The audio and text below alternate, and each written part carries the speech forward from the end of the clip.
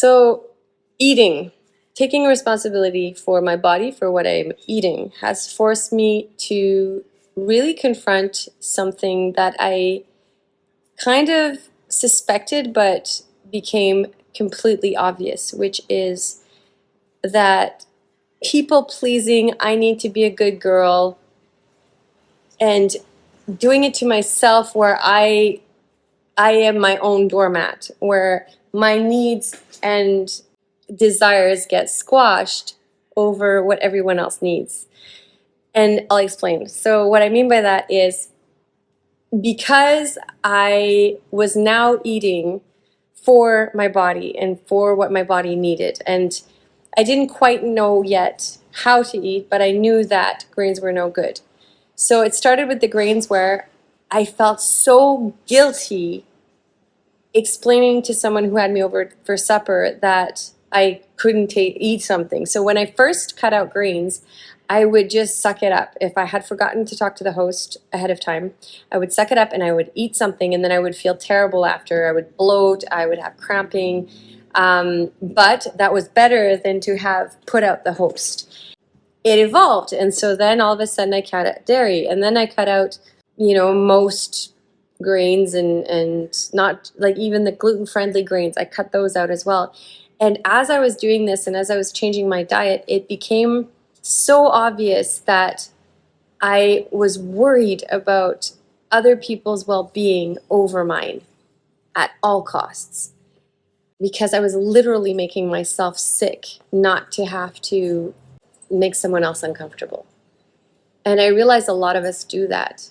A lot of us martyr ourselves without realizing it, self-destruct without realizing it. And whether it's conscious or not, it's this thing of putting your own well-being after everyone else's.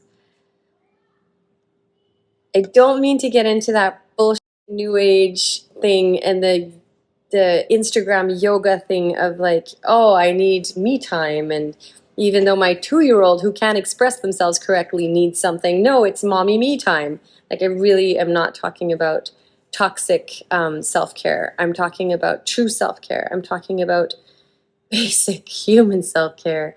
And I spent so many years in my life before this one where it wasn't just food related. So the food helped me see that in every other aspect of my life. The food helped me see that, hey, I'm not comfortable at this party because we've been here for 4 hours. You're drinking and you're high. I want to go home.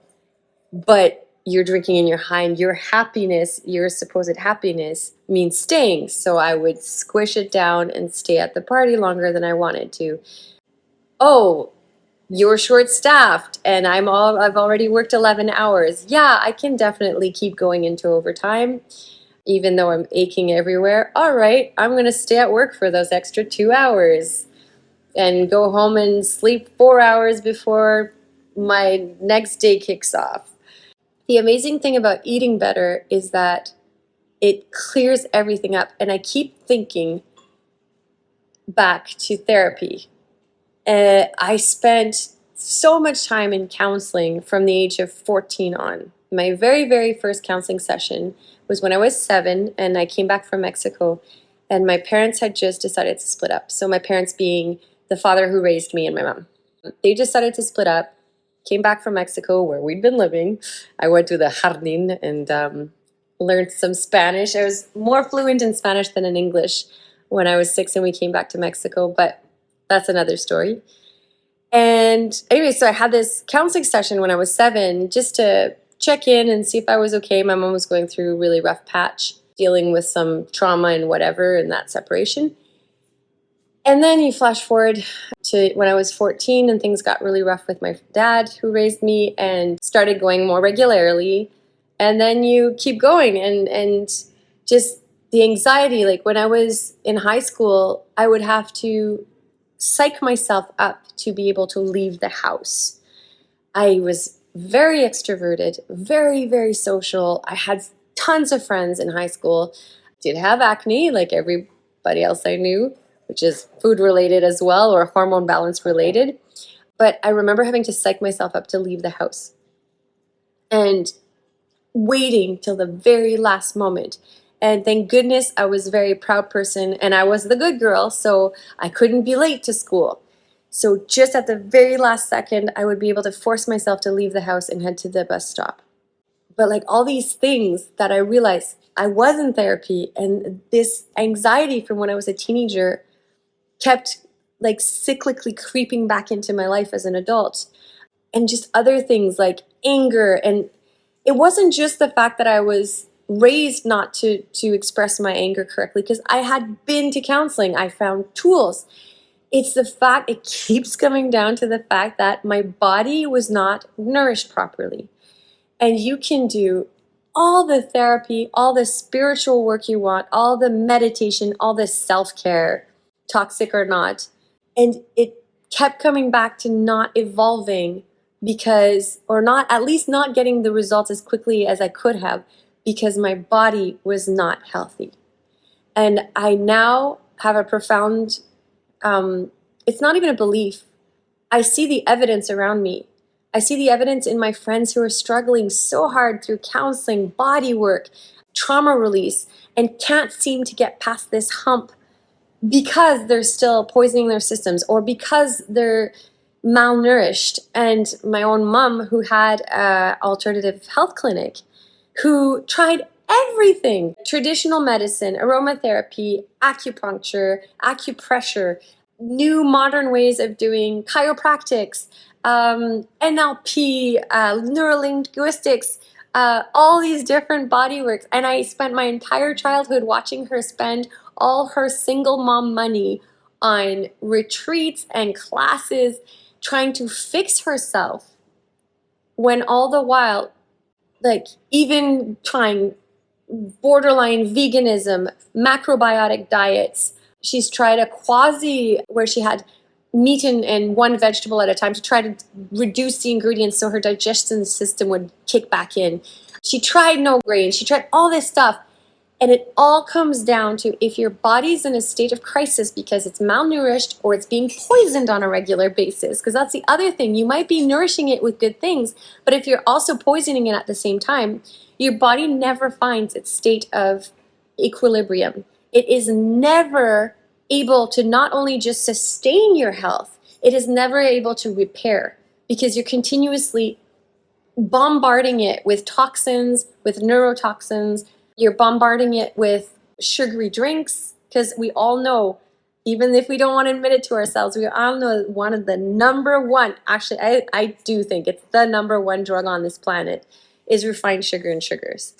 And the thing is, we are so addicted that we, even with refined sugars and sugars, we find ways to justify it. We go, oh, this one's okay because it's made of agave. This one's okay because it's honey, and that's natural. Everything is natural because we're taking cells from earth and we're making things from it. But that's not the true meaning. It's this distortion of words and terms and meanings, and trying to do everything we can to have access to our addiction. So between the sugar addiction and the continuous poisoning and bombarding of neurotoxins and of venoms in our cleaning products, in our clothes, because we're now wearing plastic-derived clothing, so we're getting microplastic directly in contact with our skin, which is one of our biggest organs, which absorbs everything. We're then using petroleum-derived products. I'm wearing some right now to highlight features in our faces, and the makeup industry is now targeting men as well. So like, we're all putting on foundation or eyeliner, which also has petroleum derived products, and our skin is absorbing it. And you know this because if you don't wash your face in the morning, your face has eaten your makeup. And so your body has all these things coming into it and is never able to have these moments of just cleanliness. So there's this fad now with fasting. But if your body's not healthy enough to fast, that's not a good answer either. And so it keeps coming back to, what are you eating? Oh, I'm in therapy. Yes, but what are you eating? Oh, I do exercise 3 times a day. I'm super muscular. Yes, but what are you eating? It all comes down to what are we eating. And when you combine, like I said, the bad foods, the ones that actually attack your system, cause inflammation, the genetically modified foods, the foods that are, even when we're careful, they're full of pesticides because they're absorbing the water from the farm down the road. Even though this farm's organic, the farm down the road isn't. So it's absorbing some of those pesticides. It comes back to, what are you eating? Because I have friends who meditate 3 times a day and they're still unhappy and they're still self-flagellating, self-loathing, sad people because they're like, I'm trying everything. I must be broken. I must be defective. But what are you eating? And I know how hard that is, where I have friends who've thought, we hear these buzzwords and we hear this, okay, I'm going to do acai shakes. I'm going to do a celery juice cleanse. I have an aunt who did a celery juice cleanse and ended up in the hospital. You have Liam Hemsworth, who was drinking shakes with 5 tablespoons of spinach in the morning, and he had oxalate attacking his system and got really sick. So we keep being told that this is healthy, this is the answer. And even the self-help books, are a multi-billion-dollar industry. And it's all this like really fast, okay, if you do this, this will be the answer, this will unblock it. And it comes down to, yes, but what are you eating? It's not only that. Everything is interconnected. Everything is interconnected. But if you're not nourishing your body where it can actually function, your brain function lowers. Your muscular system is not optimized. It can't sustain your body properly. If you're not careful, like I've seen a lot of my friends who are vegan or vegetarian, their bodies start actually living off of their muscle tissue. If your cortisol is off, your body will start absorbing and reducing your muscle tissues. If your hormones are off, ladies, we've been told we should eat low fat. Well, eat all the fat you want. If you're not eating the starches and the sugar, you will not gain weight. The fat feeds your brain. The fat balances your hormones. What happens if you have balanced hormones? You are emotionally more stable. So maybe you don't need that extra therapy session. Maybe you just need to feed your body what it needs to find its emotional stability. What if? What are you eating?